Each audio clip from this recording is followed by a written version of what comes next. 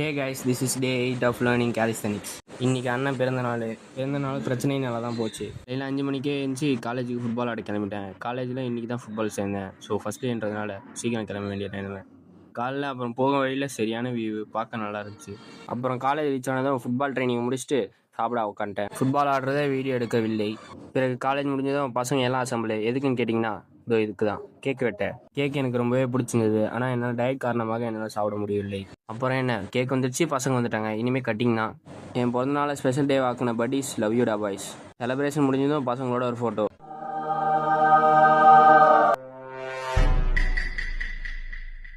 அப்புறம் வீட்டுக்கு ரீச் ஆனது மதிய லஞ்சுக்கு சாம்பாரும் 2 முட்டை.